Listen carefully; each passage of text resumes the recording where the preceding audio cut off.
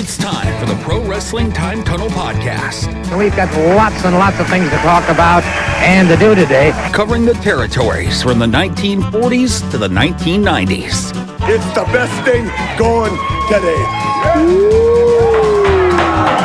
Interviewing wrestlers, referees, authors, and other media personalities that have made the sport of professional wrestling great.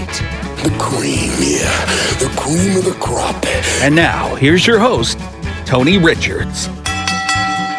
Hey, everybody. Welcome to another edition of the Pro Wrestling Time Tunnel Special Edition podcast. We're jumping in here to deliver some extras for you during the holiday season. And alongside here at the Richards Ranch, my good friend Steve Gennerelli, who has some extra additional info we just wanted to pass along to you for historical purposes. Yeah, it's really good to be here with you, Tony, and it's great to wrap up the year with you reviewing 1975. And one thing that I found quite interesting, and it's definitely nothing that I really discussed with anybody else, I don't believe, back in July of 1975, as a matter of fact, the tapings they did on I think it's the 16th and 17th, or perhaps the 18th, tapings they did in Philly and in Hamburg, PA, saw the debut of the Mongolian Stomper appear on a show there. And I don't have any other listing of him other than that one appearance, which is really bizarre. But and what was the month on that, Steve? In 75? July of 75. It looks like it's right in the middle of the month they did a taping. And yeah, I mean, the only thing, and you and I talked about this briefly, the only thing I can imagine is, according to J.J. Dillon's book, he used to manage the Stomper, and he always, not unlike a Buddy Landel or some other wrestling characters, he had that self-sabotaging gene in his DNA, and I think he had a fight or flight and just kind of left the promotion almost immediately. And he would have been a good Bruno opponent, I think. He had the size. He definitely looked kind of fearsome looking, and it's a shame that he felt that way. And they never came to the Northeast again, I don't believe. Yeah, Archie Gouldie is the real name of the Mongolian Stomper. He started out in Canada with Stu Hart, and he was one of the top heels of 75. And we were wondering, he would have been a great opponent for Bruno. Why didn't he ever go to the WWWF? And turns out Steve found a spot where he did. And that would have been right after he had finished up in Florida, I believe. And he had been in Florida as the Southern Heavyweight Champion. And so then he went, I guess, up there, had gotten a call to go up there. We don't know what the plans for him were, I suppose. But that fills in some mystery because he's in the top 5 heels of the whole year. He's got to be. And I think you said he had some NWA title matches as well. Oh, yeah. In Florida, he was against Briscoe. And then when that didn't work out in the WWWF, he went to Tennessee. And Ron Fuller's NWA Southern Title. What's interesting about him is he held both versions of the Southern Title in 75. He held the Florida, and he held the Tennessee version. So he was in Tennessee then from late summer up until the first part of November. Then he goes to Texas. And I always wondered why because the promotions were all very cooperative then. Right. I don't know. I guess there were. You think there was more tolerance in the South for his temperament, or what? What do you think? Or just had people he got along with better, or? Well, maybe he felt they didn't expect a lot out of him. Maybe, going to New York, you're thinking you're going to wrestle Madison Square Garden. You think all the eyes of the world are on you. I mean, from reading, I went back to J.J. Dillon's book to read that, part of the book that was about Stomper. And J.J. basically said, I think this was early 76, right after the time you just mentioned. Yeah. They were paired up together, and JJ's his manager, and they have lots of plans for him. And Stomper apparently is telling JJ, hey, let's get out of here, or I'm going to get out of here, because they have no plans for me. They have nothing planned for me. This is just a waste of time. And so he just had that anxiety. I guess JJ said in the book he had, certain issues, mental health issues that made it difficult for him to be happy and stay in one place for a period of time. So that I think that's what happened. I think just the fear and pressure of, oh, wow, we have to, wrestle in front of 20,000 people or go to Hmm. these cities, or people are depending on me. I think it just got to be too much for him. Yeah. Yeah, and most of '75, his manager was Bearcat Wright. Okay. And Bearcat Wright managed him in Florida and in Tennessee. And when he went to Texas, then that's when JJ hooked up with him. And somewhere in there, and this might be later on in the '70s, Don Carson became his manager. Okay. I don't know. Maybe Bearcat Wright handled him differently, or he was the go-between, and maybe Bearcat Wright was telling him there were plans for him. Sure. Um, Maybe he went to the WWWF without a manager, Right. and he started having. I mean, I've told, and you know this, but I have an executive coaching practice, and I work with CEOs and executive teams, and I'm constantly telling them, you have to constantly communicate with people and let them know what's going on, because every human being has a basic need of love and belonging. Right. They want to feel like they're accepted. They want to Right. feel like they're part of something. They want to feel like they're included, and they want to feel like they're significant. And sometimes that need is healthy and sometimes it's unhealthy. So it might be that the Stomper had a little bit of an unhealthy need for acceptance and significance because he had been pushed in some of these other places. And so going into New York, where he might not have been the lead heel, he might have felt like, and again, if you don't communicate with people, they're going to fill in the blanks themselves. And 9 times out of 10, those blanks are going to be filled with negativity.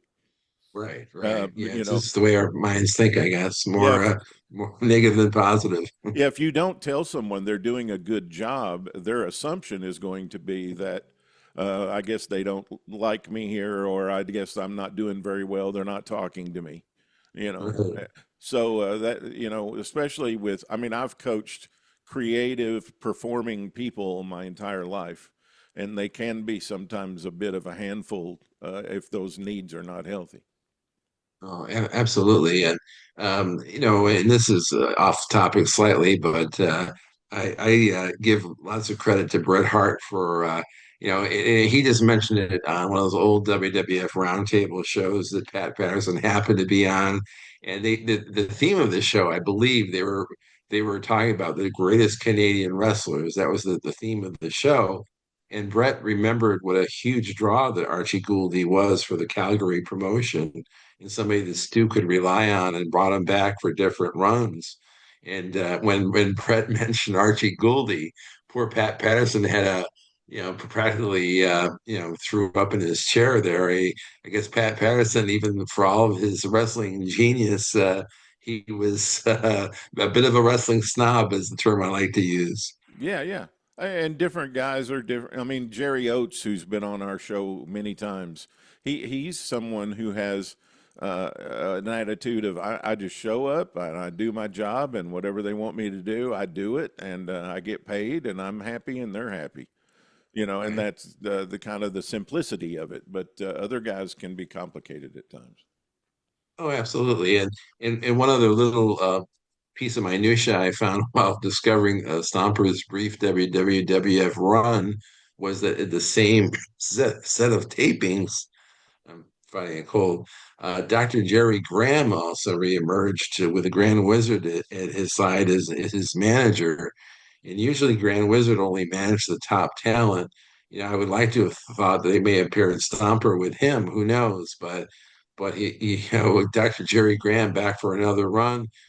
Other than him appearing at these two tapings, and he beat Pinky Larson and Lee Wong, who were two of the lowest level job guys that Vince Senior liked to use. He got 2 wins, and then he was never appeared again as a wrestler. He came back in '85. Vince brought him back and tried to use him as a behind the scenes type guy, but that only lasted very, very briefly. But yeah, it's just kind of funny to even imagine him wrestling in the WWF in that time frame because he was, very overweight and over the hill, and he's battling alcoholism. And I mean, I think he was kind of their pet project. Maybe they wanted to give him another chance, but it just wasn't meant to be because he didn't last beyond this taping. Well, and some of those older promoters, like Vince McMahon Sr., had loyalty. And Dr. Jerry had been with Eddie Graham. They had been the Golden Grahams, and they had been in New York in 1958. And they had drawn huge crowds at Madison Square Garden and the other WWWF arenas. And the McMahon Sr. had a tendency to stay loyal to those who had done that in the past. And I don't know, talking about psychology, I wouldn't even begin to figure out Dr. Jerry Graham's psychology, but I do know that he was one of those heels that he could just walk out to the ring and make people mad. Right. Just his presence in the arena made people mad. I don't understand it. I don't know what the deal there is. All I know is he had one of those auras that was dissonant to people. They just did not like him at all. Yeah, you're absolutely right about the loyalty with the promoters. I know John McAdam and I have talked about Bulldog Brower a lot. He's a guy that came in at the end of the '70s, 1979, and had a run against Backlund. And John and I both agreed that he was very past his prime at that point, and we couldn't really figure out like why did he come back. But I mean, the one thing you have to keep going back to is I think Vince McMahon Sr., the elder Vince McMahon, was very loyal to these guys who had drawn big gates with Bruno in the late '60s or early '70s and wanted to give these guys another chance and at least a good payday or something. Yeah, yeah. Did you ever see Dr. Jerry Graham in a card or anything? No. I'd have to see Bulldog Brower wrestle Backlund actually, but not Dr. Jerry Graham. I think he's got to be one of the most fascinating characters in the history of wrestling. I mean, he's up there with Jim Barnett and some of the other bizarre characters. Well, Joe Turner and Bill Bowman, they wrestled for a streak in the South as the masked interns. They weren't the original interns, but they wrestled as the interns, and they had wrestled as Joe and Bill Sky and some others. Well, anyway, when they had wrestled as the interns, the promoters put them, the bookers down in Alabama or Tennessee or Georgia or somewhere, they put Dr. Jerry with them. And they said it was the worst stretch of their lives trying to keep up with him and keep him just coming to the matches and showing up. And they were constantly in trouble because of something he did. And to listen to their stories about Dr. Jerry, it's sort of like the most unwanted house guest you could ever want, you know?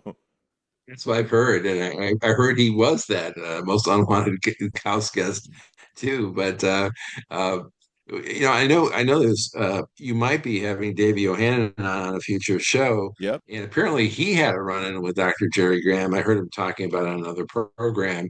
He basically said something like in one promotion, which I'm assuming may have been in New York, Dr. Jerry Graham like did something to him in the ring that was completely uncalled for. I think he basically gave him a cheap shot from behind that was uncalled for, and I think Davey actually gave him a receipt for it in Kansas City when they were both in Kansas City about a dozen years later. So that'll be something you could ask him about. I sure will, and we're going to have him on as soon as we can. He just had some back procedures not long ago, and he's doing good, and he's recovering from it. I just checked in with him a day or two ago, and he is Okay. looking forward to being on the show. So we just want to keep sending our prayers and thoughts to Davey Yohannan for his recovery, and I know what back pain is like, and so I'll be happy for him when he starts getting over that.